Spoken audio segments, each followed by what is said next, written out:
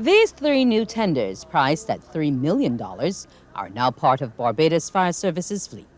One of them will be assigned to the St. John Fire Station to replace the appliance that was burnt to shell last month.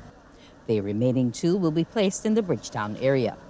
Minister of Home Affairs, Information and Public Affairs, Wilfred Abrams, says the tenders will be on the road as soon as possible to supplement the capacity. We have been lucky, I guess, in a way.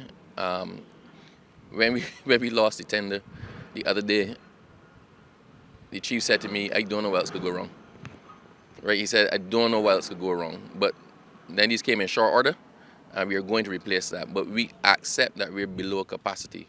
We've managed through the diligence of our fire officers and their reorganization of assets to be able to cover everything that happened in Barbados. But we've also been lucky. We haven't had anything major happen. So I'm glad,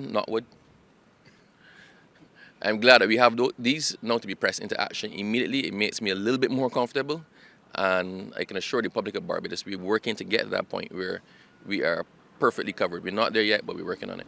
Chief Fire Officer Errol Maynard says while Barbados now has 12 tenders, an additional 4 more are needed. Nevertheless, Mr. Maynard stresses that the new trucks will allow the service to function in a more efficient manner. These vehicles have turrets at the bar, we call a monitor at the back, at the top, and that allows us to stay from a distance and extinguish a fire or control a fire that may be an oil fire or a fire that requires foam or any sort.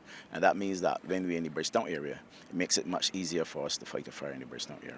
Officials from the manufacturers will be in Barbados next week to train fire officers on the use of the new tenders.